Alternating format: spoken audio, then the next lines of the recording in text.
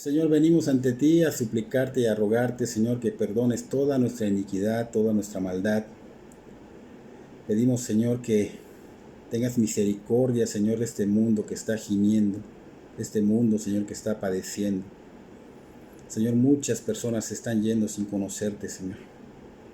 Úsanos, Señor, para tu gloria, para que, Señor, seamos esos canales de bendición, donde se abran puertas, Señor, y podamos compartir tu evangelio y que ellos puedan ver la necesidad urgente, Señor, de ser salvados por ti. Pedimos que en esta mañana de domingo, Señor, esta palabra, Señor, sea con poder, con autoridad, Señor, y que tu Espíritu Santo abra el entendimiento, abra los ojos espirituales, Señor, abra los oídos, Señor, de las personas que van a ser edificadas con esta prédica. Las personas, Señor, que no te conocen, Señor, para que ellos puedan ver, Señor, qué necesidad hay de buscarte, Señor, mientras puedas ser hallado. Bendice, Señor, bendice con esta prédica, Señor. Toca los corazones. Pon en las personas sed y hambre de justicia, de buscar tu reino, Señor, de buscar tu rostro. Te damos gracias, Señor, porque sabemos que tú vas a obrar en los corazones, Señor, que están dispuestos, Señor. Te damos gracias, Señor, porque sé que vas a levantar a muchas personas, Señor, que están caídas, Señor, y que con esta palabra, Señor, verán que tú eres la esperanza, esa esperanza viva. Señor, pedimos por hospitales, doctores, todos los involucrados en hospitales, enfermos en todos lados, Señor, no solo en hospitales, también en hogares, Señor, que están padeciendo, que no pueden ser, Señor, atendidos en los hospitales porque están saturados, Señor. Ten misericordia de cada alma, Señor. Que ellos te conozcan, Señor, antes de partir, que ellos te conozcan, Señor, y si son levantados de esa enfermedad, que ellos glorifiquen tu santo nombre con el testimonio que van a dar de que tú fuiste ese Dios que obró en sus vidas y le dio la salvación, Señor. Pedimos que tú obres, Señor, poderosamente. Te damos toda la gloria, la honra y la adoración en el nombre de Cristo Jesús. Amén y amén. Estamos domingo y este domingo vamos a iniciar con un nuevo libro, la primera carta de Pedro, capítulo 1, versículo 1 y 2. Vamos a ver como una introducción mostrando al escritor. De hecho, el tema podemos tomarlo como el intro para mostrar al escritor, los destinatarios, la descripción de ambos y de los cristianos. Si me acompañan a la primera carta de Pedro, capítulo 1, versículo 1 y 2, que son los únicos que vamos a ver hoy. Y dice: Pedro, apóstol de Jesucristo, a los expatriados de la dispersión en el Ponto, Galacia, Capadocia, Asia y Bitinia, elegidos según la presencia de Dios Padre en santificación del Espíritu para obedecer y ser rociados con la sangre de Jesucristo. Gracia y paz os sean multiplicadas. Hacemos pausa en el versículo 2. Esta carta pues fue escrita por el apóstol Pedro. Pedro fue elegido por el Señor para ser ¿qué? Apóstol, para ser líder de los apóstoles, para guiar a la comunidad mesiánica. Recordemos que Pedro estuvo llevando el evangelio, lo vimos en el libro de Hechos, que acabamos de terminar el domingo pasado, y vimos cómo del capítulo 1 al capítulo 12, vemos cómo está redactando esta carta en Roma y es enviada a varias comunidades de Asia Menor. Esta carta fue enviada a la iglesia perseguida, una iglesia que estaba sufriente, una iglesia que estaba siendo azotada por el nombre del Señor Jesucristo. Esta iglesia pues estaba muy atribulada por llevar el evangelio y por obviamente no caer en negar el nombre del Señor Jesucristo, porque habían personas que buscaban realmente que nieguen a Cristo. De hecho, todo lo que es el imperio romano buscaban que nieguen a Cristo, que realmente se enfoquen en el César, ¿no? Entonces vemos que esta iglesia tenía la necesidad urgente de ser consolada, preservada y consolada. Y era tan difícil vivir en aquellos tiempos de persecución, momentos de tanta angustia, incertidumbre. Por eso el apóstol Pedro se enfoca en abrir los ojos espirituales a una realidad totalmente distinta a la que ellos estaban viviendo. Esta realidad pues era la realidad eterna, la cual fue planificada por Dios desde antes de la creación del mundo y fue puesta al alcance de sus manos por medio del Señor Jesucristo. Vemos aquí a Pedro que estaba intentando poner los ojos de estos destinatarios en la promesa del Señor para que en su vida diaria pudieran pues sobrepasar ese dolor, ese padecimiento con la esperanza de la herencia que les esperaba, pues la cual traía consuelo en medio del padecimiento, ¿no? En mayoría vemos que acá, aunque se dirige a expatriados de la dispersión, en mayoría vemos que eran gentiles más que judíos, pero al fin cristianos. Y vemos acá el sufrimiento y el ánimo que Pedro está dando y el cual está enfocando este tema, que es un tema que se enfoca en esto, o sea, totalmente centrado en el sufrimiento y en el ánimo. Y vemos que Pedro los quiere animar a seguir adelante, recordándoles que en ellos está el poder del Espíritu de gloria, logrando hacer que recuerden o definan cuál era su identidad, porque se habían olvidado quiénes eran, aunque iban profesando y iban con todo dando el Evangelio, pero con tanta persecución se les olvidaba quiénes eran ellos. Y Pedro quería hacerles entender que, pues, al ser ellos definidos con esa identidad, pues esa identidad, pues obviamente traía sufrimiento. Era inevitable que cuando sigues a Cristo, que cuando das el Evangelio, pues obviamente estás yendo en oposición del sistema del mundo y vas llevando el Evangelio que pues obviamente expone al pecador y pues al testificar este Evangelio del Señor Jesucristo que expone al pecador, automáticamente trae tribulación, persecución. Entonces Pedro les recuerda que el seguir a Cristo pues no es en vano, lo vale todo. Por Cristo pues obviamente pasarán persecución, tribulación, pero vale la pena porque hay una herencia incorruptible y eterna, que es la esperanza del regreso del Señor Jesucristo, y eso trae consuelo al pueblo de Dios atribulado, porque realmente esto es lo que Cristo prometió, y el Señor cumple lo que promete.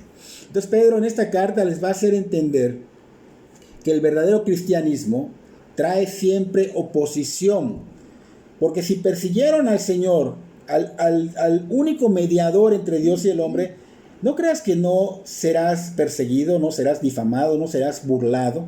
Al contrario, serás perseguido, serás oprimido, porque vas en contra de todo el sistema del mundo.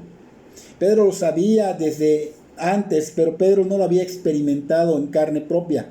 Veía la persecución del Señor Jesús en esos 3 años y medio que estuvo andando con él en su ministerio público, hasta que vio de lejos que esa cruel persecución donde el Señor es latigado, golpeado, Pedro no estaba cerca. Y obviamente fue muerto, pero de lejitos.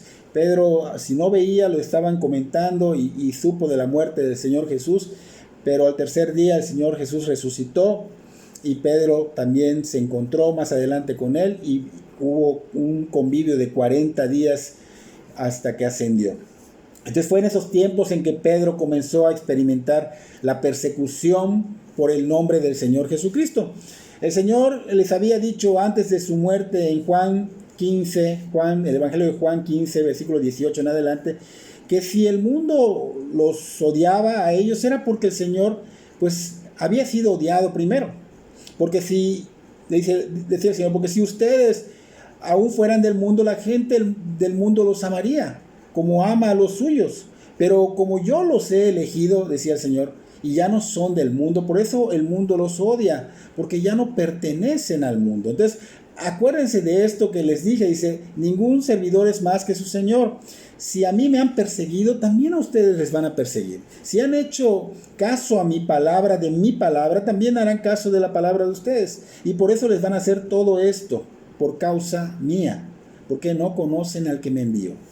Y en el capítulo, eso fue en el capítulo 15, en el capítulo 16, versículo 33, el Señor dijo, en el mundo tendráis aflicción, pero confiad porque yo he vencido al mundo. Así que el Señor les estaba advirtiendo lo que iba a suceder, lo que venía por seguir a Cristo y se lo estaba diciendo a sus discípulos, a Pedro, y obviamente lo experimentaron más adelante. Podemos ver a Pedro después de la ascensión en el capítulo 4 de Hechos, donde Pedro fue golpeado por llevar el evangelio, por predicar el evangelio, fue encarcelado. En Hechos capítulo 5, Pedro y Juan fueron golpeados y encarcelados de nuevo, y recuerdo que el ángel los liberó para que sigan predicando en el templo. En Hechos capítulo 7, Esteban fue asesinado lapidado con piedras. Y en Hechos 12, Jacobo es asesinado a espada por Herodes, y Pedro fue encarcelado y era el siguiente que iba a ser asesinado por Herodes, pero llegó el ángel, porque el Señor mandó a su ángel y liberó a Pedro, ¿no? Entonces Pedro conocía lo que es la persecución, Pedro conocía lo que es la tribulación, la oposición, pero nunca la buscó. Esto nos enseña que no debemos buscar la persecución. La persecución solita viene si eres un verdadero seguidor de Cristo. Si en verdad eres un cristiano y en verdad sigues las huellas, las pisadas del Señor Jesucristo, y en verdad predicas el evangelio puro sin diluir, solo por el simple hecho de testificar el nombre del Señor correctamente con tu vida y con el evangelio puro sin diluir, se va a dar esta persecución. Se da porque vives el evangelio y lo llevas siempre a los que no lo conocen, y el mundo va a ir en contra de ti. Pero eso, Pedro estaba enfocado en dar a entender a los destinatarios de esta carta que no tienes por qué claudicar por ello, que el cristiano no tiene por qué desanimarse, que no debe tirar la toalla, porque hay una esperanza del reino de Dios. Y fijémonos bien, Pedro antes no entendía esto. Lo vimos intentando persuadir al Señor Jesús para que no vaya a padecer en la cruz. ¿Por qué lo hizo? Porque no entendía Pedro lo espiritual, porque todo estaba escrito, aunque lo conocía en las escrituras, aunque se lo habían enseñado o leído, pero no entendían que esto tenía que suceder. Él miraba solamente lo tangible, él miraba lo que sus ojos alcanzaban, pero no miraba espiritualmente. Y esto pasa hoy día con muchos de nosotros. Muchas personas conocen de las escrituras, pero no creen en lo que la escritura dice. No creen que hay un infierno, no creen que la evidencia de la salvación es la santificación. Y no creen que deben vivir de acuerdo a la voluntad de Dios y no la suya. Entonces no creen que ante Dios la voluntad humana, la buena moralidad, la bondad del hombre sin Cristo en tu corazón son como trapos de inmundicia. O sea, son inmundicia ante la santidad de Dios. Solo por Cristo, cuando nos justifica, podemos ser aceptos ante Dios. Entonces, fijémonos bien, Pedro pues no creía en las escrituras. Creyó cuando vio la tumba vacía, después de haber sido avisado por María Magdalena. Entonces Pedro, vemos que al no creer, pues Satanás estaba aprovechando esto para usar a Pedro y persuadir al Señor a que no fuera a Jerusalén a padecer, a sufrir, dándole otras opciones, otros caminos. Opciones que iban a evitar el sufrimiento del Señor Jesús, opciones que tenían la intención de desviar al Señor Jesús. Y aunque vemos que Pedro no tenía una mala intención, porque él no quería que su maestro, su amado maestro, sufriera y quería evitar que el Señor sufriera, pues de todas maneras acá estamos viendo que él no veía lo espiritual, porque el Señor tenía que cumplir. Él había sido pues enviado a esto, se le había encargado de parte de Dios Padre el cumplir esto, el ir a morir a la cruz para salvar a la humanidad, el cumplir la voluntad de Dios. Entonces vemos que estaban poniendo obstáculos, ¿no? Y esos obstáculos pues no iban a permitir que se cumpla el plan de salvación. Y entonces esto vemos que para el Señor Jesús dijo que era un tropiezo. Y es por eso que el Señor pues identificó claramente quién estaba detrás de esta manipulación y se lo dijo claramente y muy fuerte a Pedro: aléjate de mí, Satanás, me eres de tropiezo porque pones la mirada en lo físico, en lo tangible y no en la palabra espiritual, y que tiene que cumplirse ¿para qué? Para la redención del ser humano. Entonces hasta que Pedro comprendió después de la muerte y la resurrección del Señor Jesús, pues comprendió que no hay otros caminos que lleven a la gloria del Señor. Hay muchos caminos que llevan a la gloria terrenal, eso sí, pero su fin es camino de muerte. Ahora que Pedro ya había madurado, pues les dice a estos destinatarios de la carta que también somos nosotros, les dice que la gloria de Dios no puede venir sin antes pasar por el camino estrecho, sin antes pasar por la persecución, sin antes pasar por el sufrimiento, el sacrificio. Y aunque muchos dicen que no es así, venir a Cristo es lo contrario, realmente aquí estamos viendo que Pedro, el apóstol Pedro, está diciendo que primero viene el sacrificio, el sufrimiento y después la gloria. Entonces la gloria siempre vendrá después de haber pasado por todo esto. Tal vez va a haber dolor, tal vez va a haber sufrimiento, porque va a haber persecución, ¿ok? Y esa persecución no lo confundamos, porque a veces tenemos persecución porque nosotros la buscamos, pero no es por causa del Evangelio. Así que esa persecución va a venir por causa de Cristo, por causa del Evangelio, que va a ser recompensado por el mismo Señor Jesucristo cuando venga en gloria y nos lleve. Entonces Pedro estaba acá enfocado en que no puede ser que venga la gloria sin el sufrimiento. No puede ser que digas, bueno, voy a tomar un camino corto para que yo pueda sufrir poco. No puede ser. O sea, no puede ser la gloria sin sufrimiento. El que te diga que cuando vienes a Cristo no habrá problemas, no habrá padecimientos, es una mentira de Satanás. Así que yo lo que te recomiendo como pastor es que te salgas de esa congregación inmediatamente, porque lo que te está diciendo es diabólico. El que te diga que al venir a Cristo va a cambiar tu vida, porque ahora vas a prosperar. ¿Por qué? Porque eres el hijo del rey, porque eres adoptado y tu padre ahora recuerda que es Dios y Dios es dueño de todo. De hecho, la palabra dice que es el dueño del oro y la plata. Esa es otra mentira de Satanás. Solo te está llevando a un falso evangelio que lleva a la muerte segura, que es sufrimiento eterno. Entonces yo te aconsejo que salgas de allá. Y se los voy a demostrar. Satanás en el capítulo 4 del Evangelio de Mateo, versículo 8 al 11. Satanás está tentando al Señor y lo lleva a un monte muy alto y le muestra todos los reinos del mundo y de alguna manera les muestra su gloria y le dice, todo esto puede ser tuyo, Jesús. Todo esto te lo puedo dar si postrado me adoras. O sea, no tienes que ir a la cruz. Pero Jesús le dice, vete, Satanás, porque escrito está, al Señor tu Dios adorarás y a Él solo servirás. Y el diablo vio la firmeza del Señor Jesús, de que no logró tentarlo, no logró hacer que se desvíe y le dejó y vinieron los ángeles y le servían. Entonces vemos acá claramente que este evangelio de la prosperidad que Satanás promueve, porque Satanás te quiere dar esto, y es una mentira, es una trampa donde te va a querer tener esclavizado. El Señor tenía que ir a morir a Jerusalén, tenía que ser golpeado, tenía que ser azotado, tenía que ser injuriado y luego clavado en la cruz.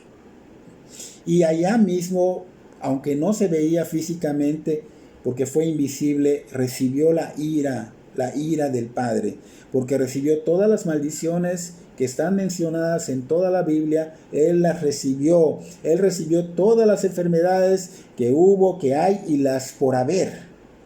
Y Él fue aplastado por nuestra rebelión, molido por nuestros pecados.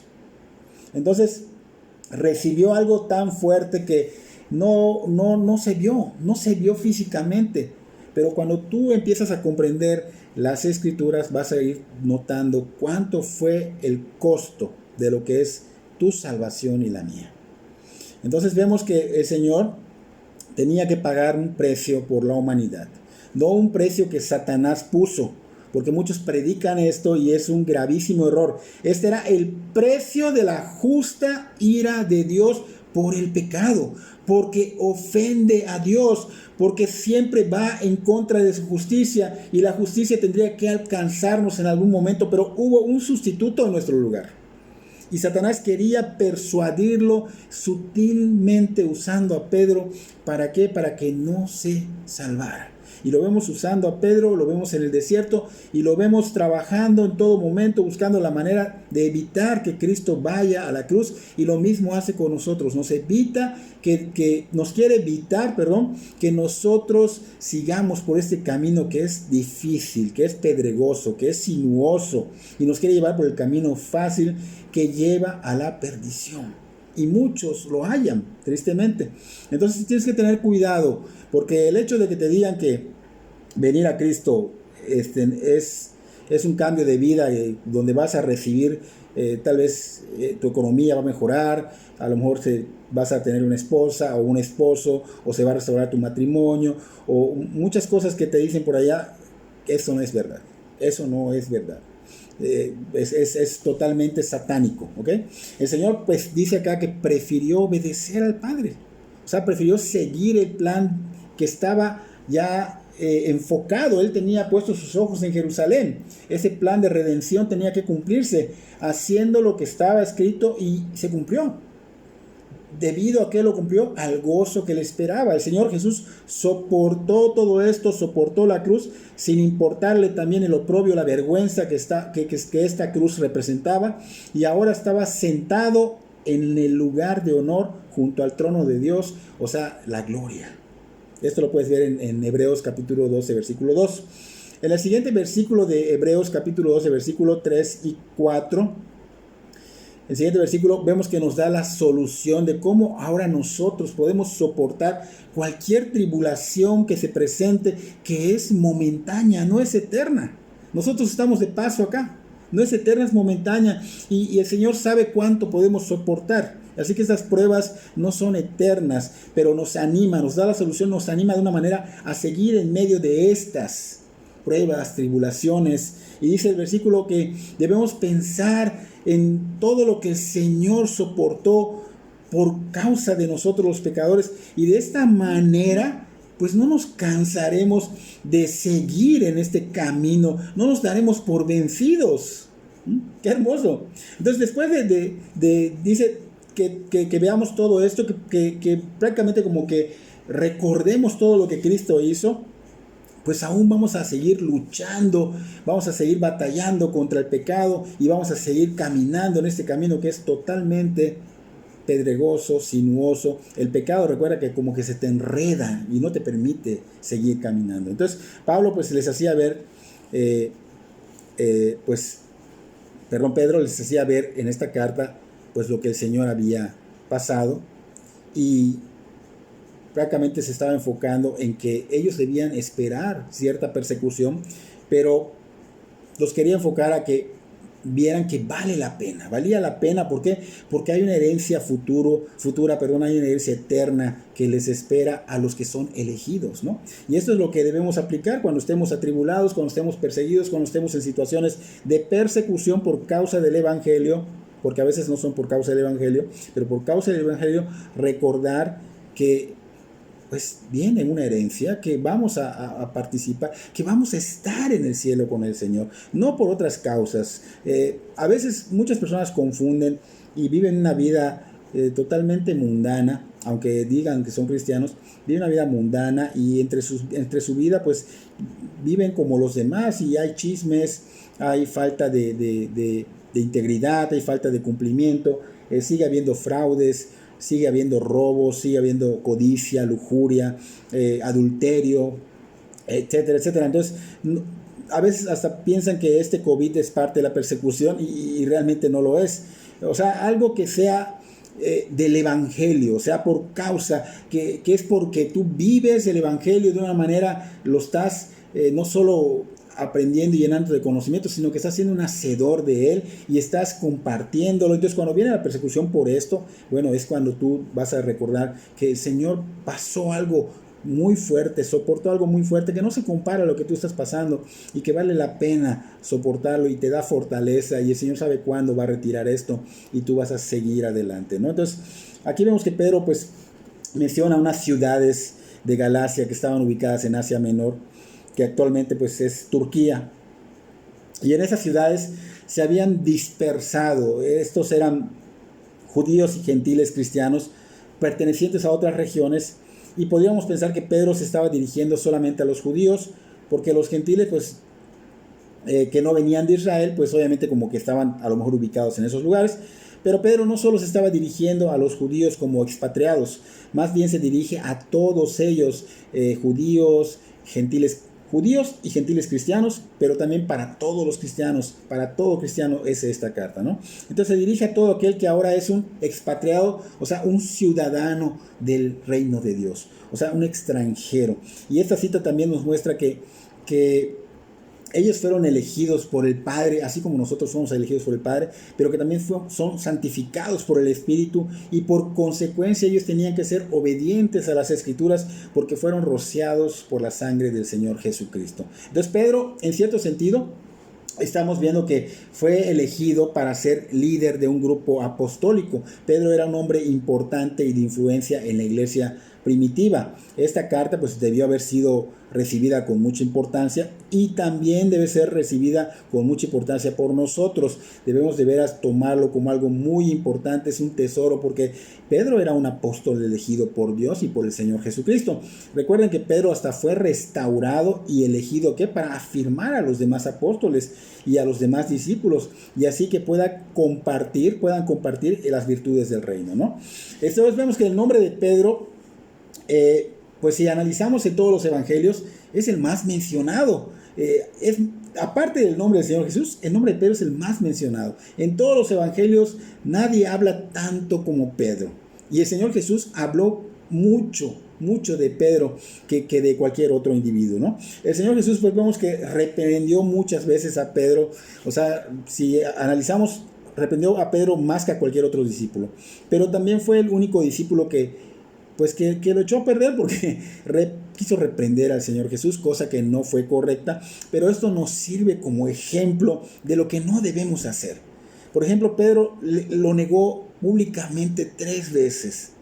Son cosas que no debemos hacer, y lo hizo con fuerza, y lo hizo más que otro, o sea, más que cualquier discípulo. Y también se dejó manipular por Satanás. Y aunque Pedro tuvo la opción, porque el Señor le dijo, mira, estás durmiendo, no has orado, Satanás ha pedido zarandearte. O sea, estamos viendo que son puntos que muestran errores de Pedro, pero que a nosotros nos ayudan para no caer en ellos. Y no debemos pensar de que somos mejores que Pedro, porque seríamos peores que Pedro. Entonces vemos que aquí nos enseña que aparte de Judas, él se dejó manipular por Satanás, pero también vemos en Pedro buenos ejemplos. En otras escenas lo vemos, por ejemplo, que fue el discípulo que más confesó al Señor Jesús, que lo hizo con más audacia, con más precisión, más que cualquier otro discípulo. Fue el que más lo elogió. Habla tan hermoso, más adelante vemos que habla tan hermoso del Señor Jesucristo. Así que podemos aprender mucho de Pedro. En los 4 evangelios vemos a Pedro que era el que más buscaba al Señor Jesús, el que más quería conocer la verdad. Y aunque fue reprendido en muchas ocasiones por el Señor Jesús, podemos ver en el Evangelio de Juan, capítulo 6, versículo 68 y 69, después de haber hablado fuerte, el Señor dio unas palabras muy fuertes a los que le seguían, y pues hasta dijo que ustedes solo me siguen por los alimentos. Y pues obviamente cuando escucharon todas estas personas, pues dijeron duras palabras y dejaron de seguir al Señor. Decían, ¿quién va a poder aceptar estas palabras tan duras, no? El Señor les dijo a los discípulos, también ustedes quieren irse, porque los vio a ellos como que murmurando y como que dudosos. También ustedes quieren irse. Pero Pedro, ¿qué dijo? Pedro dijo, ¿a quién iremos, Señor? ¿A quién iremos? Solo tú tienes palabras de vida eterna. Y nosotros hemos creído y conocemos que tú eres el Cristo, el Hijo del Dios viviente. Y Pedro en Lucas, el Evangelio de Lucas capítulo 5, versículo 1 al 11, pues Pedro había fracasado en su pesca, pero obedece al Señor Jesús para tirar sus redes, confiando totalmente en el Señor Jesús para atraer una gran pesca. Entonces estos son ejemplos, ¿no? de Pedro que podemos nosotros utilizar. Debemos confiar en el Señor Jesús todo lo que hacemos, y en verdad, si es su voluntad, va a salir bien, va a salir correctamente. También vemos en el Evangelio de Mateo capítulo 17, versículo 1 al 9, vemos una escena muy espectacular, muy majestuosa. Vemos que Pedro presencia la transfiguración del Señor Jesús. Vemos que viene Elías, viene Moisés, y Pedro pues estaba ya como que queriendo poner al Señor Jesús en un nivel igual que ellos, y el Señor Jesús, el Padre como que lo reprende en ese momento y le dice, este es mi Hijo amado en el cual tengo complacencia. O sea, no lo compares, Él es Dios. No lo compares con Elías, no lo compares con Moisés, prácticamente le está diciendo, ¿no? Él es Dios, él escuchó la voz audible, o sea, presenció algo tan hermoso y escuchó la voz del cielo que decía, en él tengo complacencia, y a él escuchar, oíd, ¿ok? Entonces vemos que Pedro, pues inmediatamente cuando escuchó la voz del Padre, cayeron postrados, se postraron, temblaron, y obviamente pues un mensaje muy hermoso les dio a ellos. Entonces Pedro fue quien por fe, también vimos que en la barca, en la tormenta, vieron al Señor Jesús, tenían la idea de que a lo mejor era un fantasma, y Pedro dice, eres tú, Señor, llámame para que yo vaya contigo. Y Pedro pisa fuera de la barca, en el agua, y camina, aunque sea unos pasos, pero Pedro fue el que se aventó en fe a hacerlo, en el Evangelio de Mateo capítulo 14, ¿no? Entonces Pedro también vemos que fue restaurado, dijimos que fue restaurado en frente de los demás discípulos después de la resurrección del Señor Jesús, y el Señor Jesús les hace las preguntas a Pedro, 3 preguntas muy, muy repetitivas, pero con un mensaje, ¿no? Le dice, Pedro, ¿me amas más que a estos? Y le decía Pedro, sabes que te amo, Señor. Y el Señor le decía, pues apacienta mis corderos, ¿no? Pedro, ¿me amas? Le vuelve a repetir a Pedro, y Pedro le dice, sabes que te amo, Señor. Le dijo, pastorea mis ovejas. Y por tercera vez le pregunta, Pedro, ¿me amas? Señor, tú lo sabes todo, Señor. Tú sabes que te amo. El Señor Jesús le dijo, pues apacienta a mis ovejas. Esto está en el Evangelio de Juan capítulo 21. Entonces vemos que Pedro realmente está muy, muy involucrado con el Señor Jesús. Es un gran ejemplo para seguir. O sea, significativamente Pedro fue nombrado verdaderamente apóstol del Señor Jesucristo. Y la importancia suprema se ve en la frase que dice, de Jesucristo, apóstol de Jesucristo, porque no vemos esta frase agregada a ningún otro oficio en el Nuevo Testamento. No leemos en la Biblia que diga los maestros de Jesucristo, los pastores de Jesucristo, los profetas de Jesucristo, los evangelistas de Jesucristo. Solamente corroboramos que dice apóstol de Jesucristo. Entonces Pedro no hizo nada para explicar o justificar su apostolado, y no añadió, alguna frase como Pablo que dijo por la voluntad de Dios. Pablo lo hacía en algunas ocasiones. Primera de Corintios capítulo 1 versículo 1, segunda de Corintios capítulo 1 versículo 1, Gálatas 1 igual, Efesios 1:1. En esas cartas él pone por la voluntad de Dios. Así que a diferencia de Pablo, el apóstol Pedro nunca fue cuestionado. La frase por voluntad que decía Pablo es la frase que indica la autoridad de Pablo, pero Pedro no. Pedro inicia su carta a los expatriados diciendo quién es y por quién es el apóstol de Jesucristo, ¿ok? Entonces los destinatarios ya saben, y ya sabemos, porque también nosotros somos destinatarios, ¿Qué son los expatriados? Que somos peregrinos, que somos extranjeros, que somos ciudadanos del cielo. Entonces, ¿qué pasa? Que somos temporalmente en esta tierra, pues somos residentes temporales, o sea, en una tierra extranjera, ¿no? Somos peregrinos y viajamos y vivimos conscientes de un verdadero hogar, pero no acá, en el cielo con el Señor, ¿no? Entonces, los primeros cristianos, pues dan un buen ejemplo de lo que son expatriados, porque ellos habitaban en las tierras de su nacimiento, pero con el conocimiento de que eran residentes temporales, ¿no? O sea, estaban conscientes de tomar y cumplir sus responsabilidades en esta tierra como ciudadanos temporales, pero sus responsabilidades como ciudadanos del cielo, esas para ellos eran las más importantes, las primordiales, y no podían ser truncadas por terrenales, por otras voluntades terrenales, ¿no? Por otras responsabilidades terrenales, temporales, ¿no? Y eso es algo que nosotros también debemos de tener en cuenta. Es más importante lo eterno. Como decía Pedro, él mismo dijo que es mejor escuchar a Dios que al hombre. Esto está en Hechos 4 y en Hechos 5, 2 veces lo dice Pedro, y también lo dice el apóstol Pablo en Gálatas, en Gálatas 3 creo que lo dice. El Señor Jesús pues dijo claramente, hablando de las responsabilidades, pues como ciudadanos temporales en esta tierra, el Señor Jesús dijo claramente a todos sus discípulos, den al César lo que es del César y a Dios lo que es de Dios, ¿no?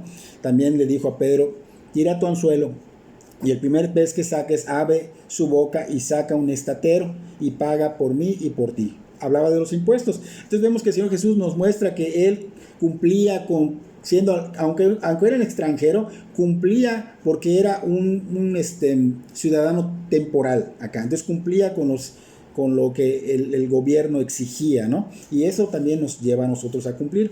Pero también les dijo a los fariseos en una ocasión, les recuerda esta área de la ciudadanía y de ser extranjero, ¿no?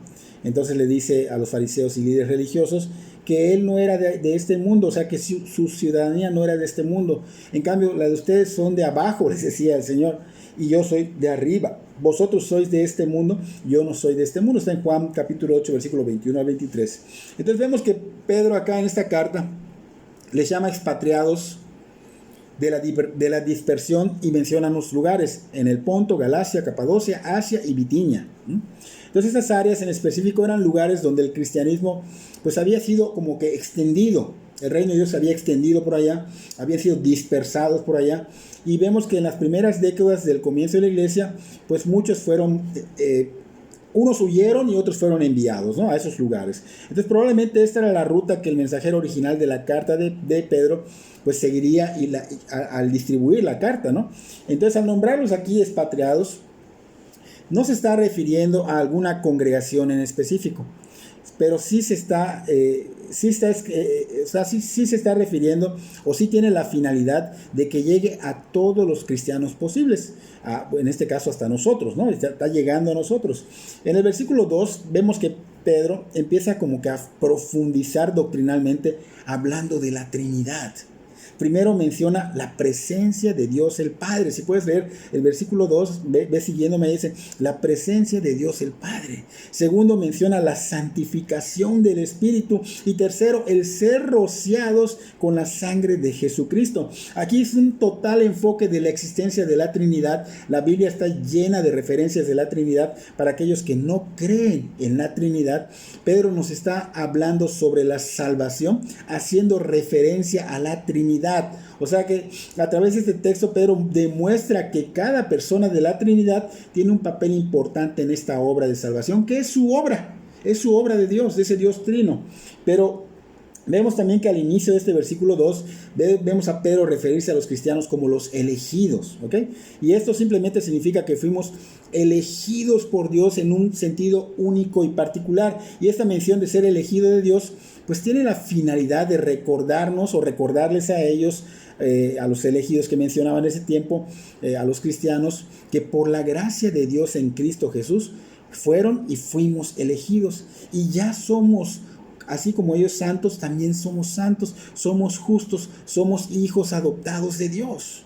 ¿Okay? Y si la gracia de Dios nos alcanzó, su gracia es la que nos va a fortalecer. Si nos ha salvado, nos va a fortalecer, nos va a animar. Por ejemplo, en ese caso a ellos les estaba dando a entender que si ya te alcanzó la gracia de Dios, que si ya eres salvo, esa gracia misma te va a fortalecer, te va a animar por la persecución que estaban padeciendo. Entonces vemos que Pedro dice que esta elección fue según su presencia de Dios, ¿no? O sea, quiere decir que Dios sabía antes de que cree el mundo, antes de la creación, que ellos y nosotros, los que ya somos conversos, seríamos de Él, seríamos suyos, porque Dios es quien decreta que así sea. De modo que nuestra salvación depende totalmente de la obra redentora de Dios, ¿ok?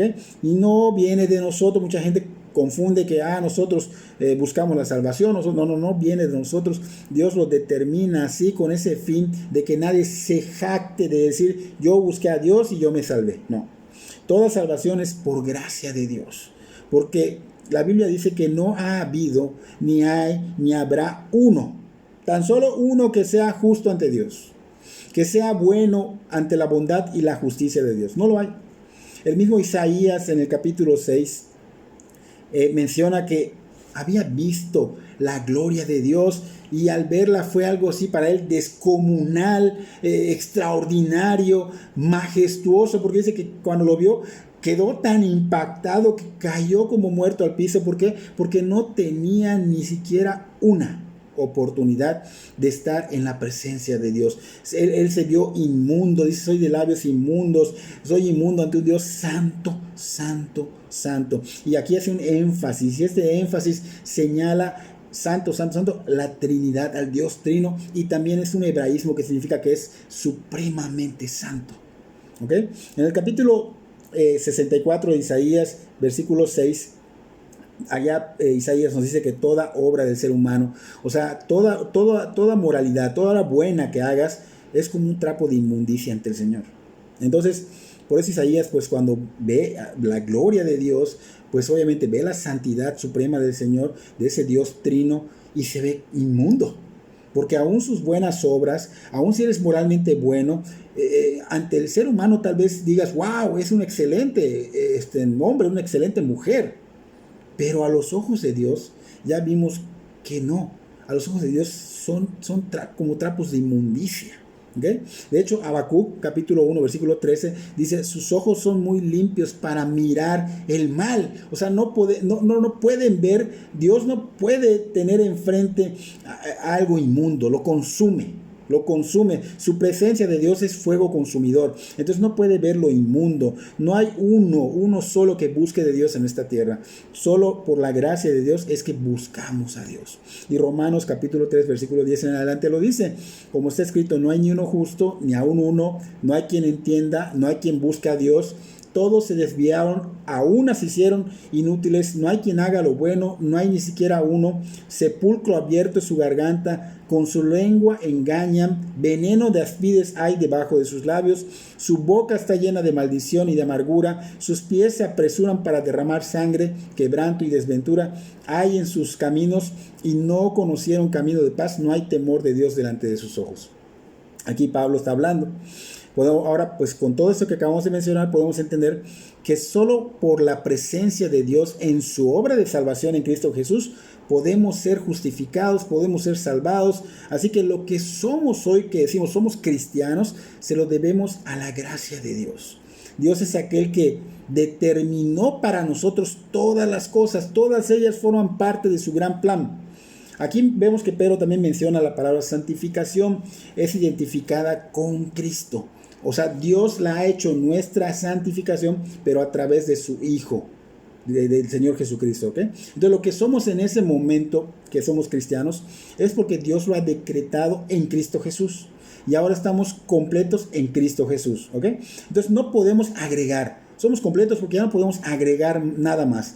O sea, no podemos agregar nada más a esta situación. Sin embargo, cuando la palabra santificación, acá menciona Pedro que la palabra santificación está siendo identificada con el Espíritu Santo, significa algo más. Cuando Pedro escribió en santificación del Espíritu, se estaba refiriendo al ministerio que tiene el Espíritu Santo. Recuerden que tiene un papel el Espíritu Santo, ¿no?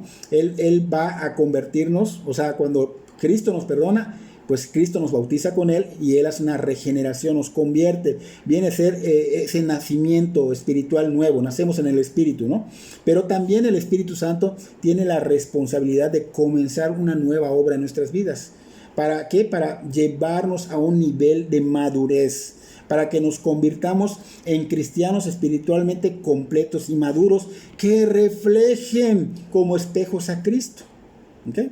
Entonces, desgraciadamente hay muchos cristianos pues que han sido salvados por años. O sea, tú les preguntas, tienen 20, 30 años, algunos 15, ¿no? Y sin embargo, desde un punto de vista espiritual se discierne que van a llegar al cielo como bebés en Cristo. ¿Por qué? Porque no hay madurez, no han madurado en lo absoluto. Y es vergonzoso y será vergonzoso llegar a la presencia de Dios en este estado de estancamiento. O sea, que es la de un bebé espiritual. Entonces, el trabajo del Espíritu Santo es hacernos cada vez más parecidos al Señor aquí en la tierra. Hacernos cada vez más como el Señor Jesucristo. Solamente los santificados pueden oír a Dios y obedecerlo.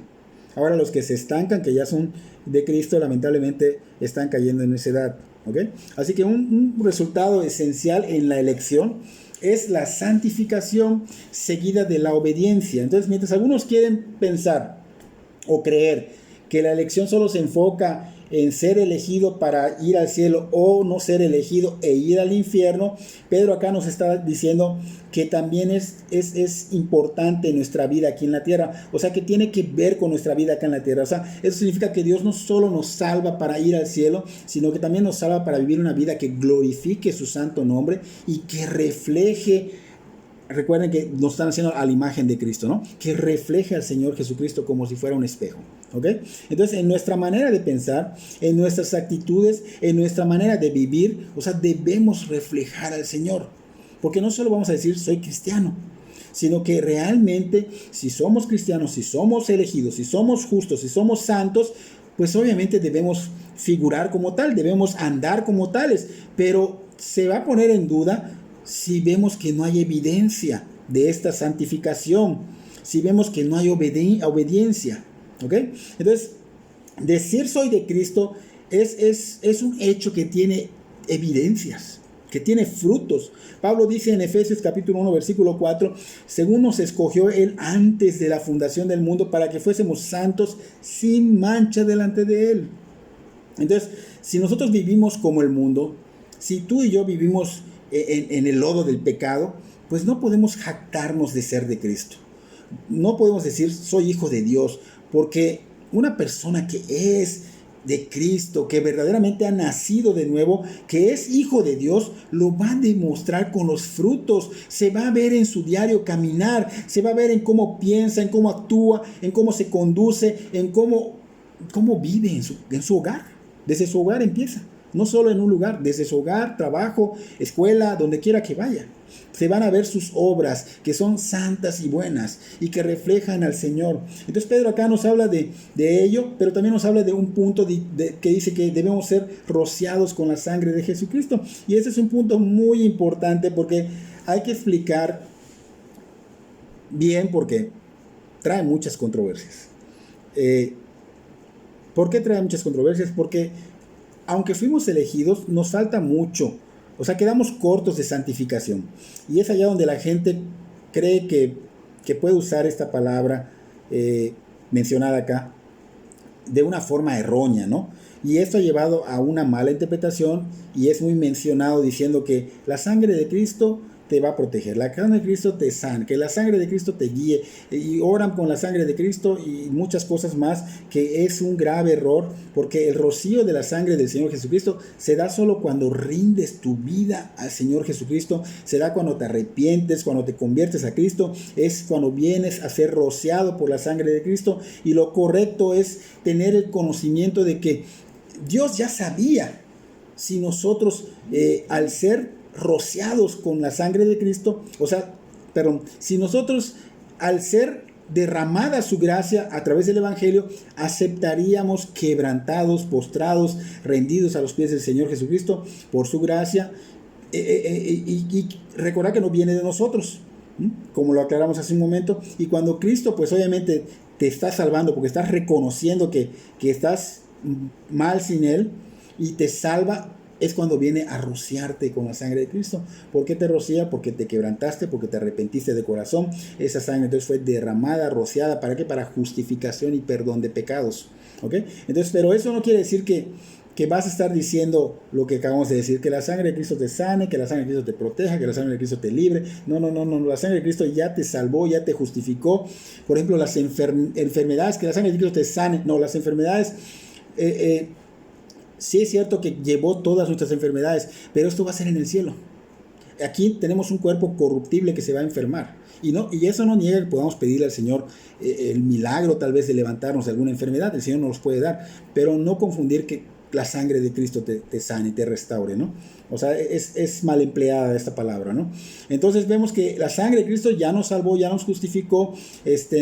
Dios si quiere quita enfermedades o no quita enfermedades.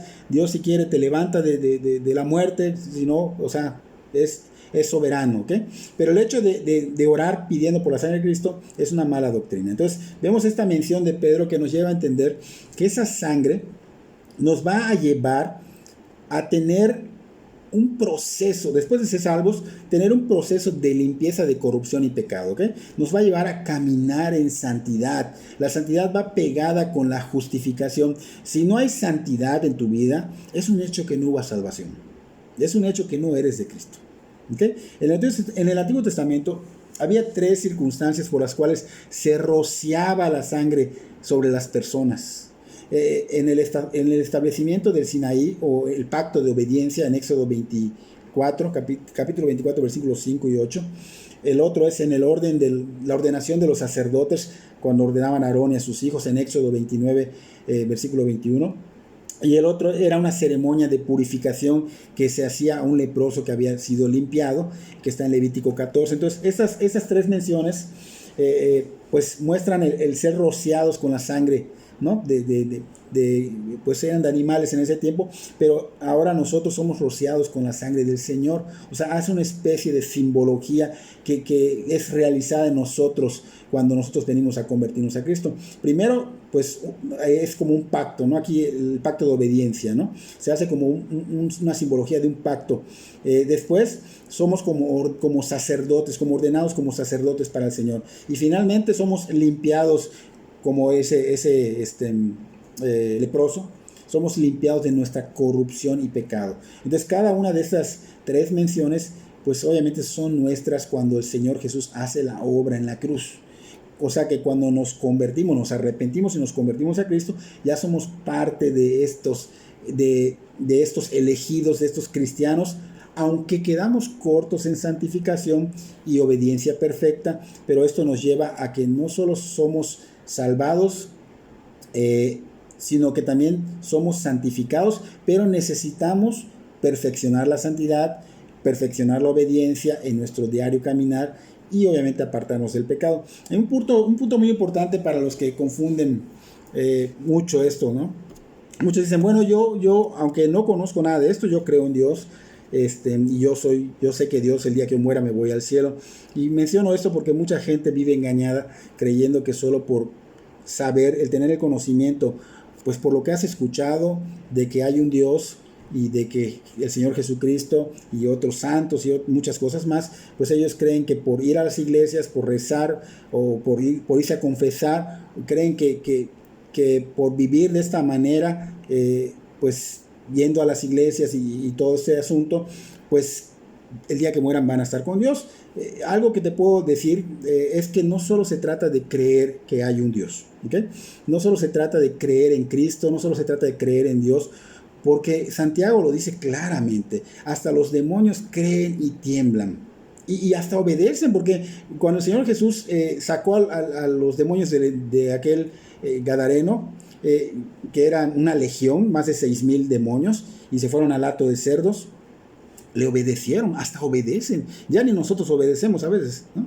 Entonces vemos que no solo se trata de creer, no solo se trata de saber, se trata de creer y arrepentirse. Se trata de que estar quebrantado con un verdadero arrepentimiento que te va a llevar a rogarle, a que te perdone, a rogarle a que sea Él el único Señor y Salvador de tu vida. Y no confundamos y creamos que es convertirme a Cristo más algo más, o sea, más obras, o es convertirme a Cristo más María, o es convertirme a Cristo más los santos, o es convertirme a Cristo más el Papa, o es convertirme más a Cristo más las imágenes, porque esto es idolatría. Solo es posible la salvación en Cristo. Él es el único mediador entre Dios y el hombre, la palabra lo dice. Él es el nombre que se ha dado para salvación, no hay otro nombre, dice la palabra. Entonces tenemos que tener cuidado de no confundir y creer lo que mucha gente ha dicho que es mentira, porque es mentira de Satanás. Si vamos a Jeremías capítulo 10, versículo 1 en adelante, les voy a leer, es algo un poquito largo, pero espero que Dios obre en tu vida y te haga de veras entender estas verdades y te lleven a hacer la voluntad de Dios. Jeremías 10:1 dice: escucha la palabra que el Señor te dice, oh Israel. Esto dice el Señor: no te comportes como las otras naciones que tratan de leer el futuro en las estrellas. Ya ven que hay mucha gente que lee las cartas y todas esas cosas del zodiaco y todas esas cosas, ¿no? No tengas temor de sus predicciones, aun cuando otras naciones se aterren por ellas. Sus costumbres son vanas y necias. Cortan un árbol y el artesano talla un ídolo. Lo decoran con oro y plata y luego lo aseguran con martillo y clavos para que no se caiga. Sus dioses son como inútiles espantapájaros en campos de pepinos. No pueden hablar y necesitan que los lleven en los brazos porque no pueden caminar. No tengan temor de semejantes dioses, porque no pueden hacerles ningún daño, tampoco ningún bien. Señor, no hay nadie como tú, pues eres grande y tu nombre está lleno de poder. ¿Quién no te temería, oh Rey de las naciones? Este título te pertenece solo a ti. Entre todos los sabios de la tierra y en todos los reinos del mundo no hay nadie como tú. Los que rinden culto a ídolos son necios. Y dice otra palabra muy fuerte. Las cosas a las que rinden culto están hechas de madera. Traen láminas de plata desde Tarsis y oro desde Ufaz y les entregan esos materiales a hábiles artesanos que hacen sus ídolos. Luego visten estos dioses con ropas de púrpura y azul real hechas por sastres expertos. Sin embargo, el Señor es el único Dios verdadero. Él es el Dios viviente y el Rey eterno. Toda la tierra tiembla ante su enojo. Las naciones no pueden hacerle frente a su ira. Diles a los que rinden culto a otros dioses, sus supuestos dioses que no hicieron los cielos y la tierra, desaparecerán de la tierra y debajo de los cielos. El Señor hizo la tierra con su poder y la preserva con su sabiduría. Con su propia inteligencia desplegó los cielos. Cuando habla en los truenos, los cielos rugen con lluvia. Él hace que las nubes se levanten sobre la tierra, envía el relámpago junto con la lluvia y suelta el viento de sus depósitos. Toda la raza humana es necia y le falta conocimiento. Los artesanos quedan deshonrados por los ídolos que hacen, porque sus obras hechas con tanto esmero son un fraude.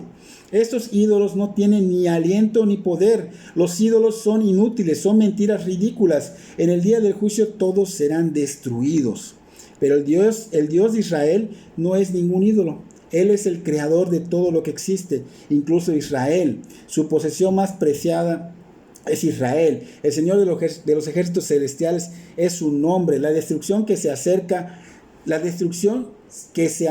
haz las maletas y prepárate para salir. El sitio está por comenzar. Pues esto dice el Señor: de forma repentina echaré a todos los que viven en esta tierra y derramaré sobre ustedes grandes dificultades y por fin sentirán mi enojo. Mi herida es profunda y grande mi dolor, mi enfermedad es incurable, pero debo soportarla. Mi casa está destruida y no quedará nadie que me ayude a reconstruirla. Se llevaron a mis hijos y nunca volveré a verlos. Los pastores de mi pueblo han perdido a la razón y ya no buscan la sabiduría del Señor, por lo tanto fracasan completamente y sus rebaños andan dispersos. Escuchen, oigan el terrible rugir de los ejércitos poderosos mientras avanzan desde el norte. Las ciudades de Judá serán destruidas y se convertirán en guarida de chacales. Entonces toda esta lectura se enfoca en estos ídolos. A Dios no le agradan.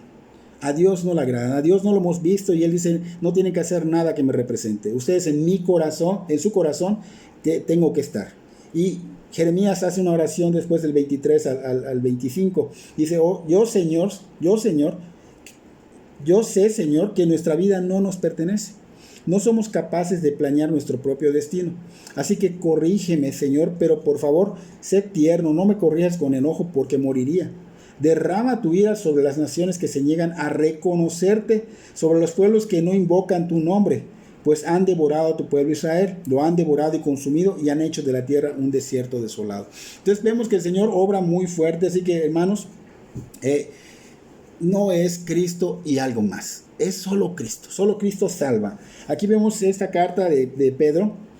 Vemos la persecución de la iglesia y esa persecución, hermanos, hoy día, la vemos en las noticias, vemos realmente que los queman vivos, o sea, en noticias cristianas, vemos que los queman vivos, los entierran vivos, los decapitan, los balacean, los meten a la cárcel, les queman sus hogares, sus iglesias, los maltratan, los cuelgan y muchas cosas más terribles que les hacen, ¿no? Por eso es importante que oremos por nuestros hermanos en todo el mundo, porque esta tribulación que están pasando ellos, nosotros estamos ahorita tranquilos, lo nuestro es muy pobre, muy poco comparado a lo que a ellos les pasa. Entonces ellos necesitan consuelo en medio de esta tribulación. Así que es importante, hermano, que oremos y que el Espíritu Santo les recuerde lo que Pedro quiso que recordemos a través de esta carta, que somos elegidos de Dios, que son elegidos de Dios por este Dios trino, este Dios majestuoso, para llevar sus virtudes del Evangelio y saber que la oposición siempre se va a presentar. Siempre que estemos llevando el Evangelio y hablando de Cristo, Cristo siempre se va a presentar, porque somos peregrinos en este mundo. Ellos también son peregrinos en este mundo, ciudadanos del cielo, pero que siempre entiendan y recuerden que esto es una leve tribulación momentánea. ¿Por qué? Porque obviamente vamos a estar un tiempo en esta tierra, y esto es leve y es por poco tiempo, y es solo por compartir el evangelio. Así que vale la pena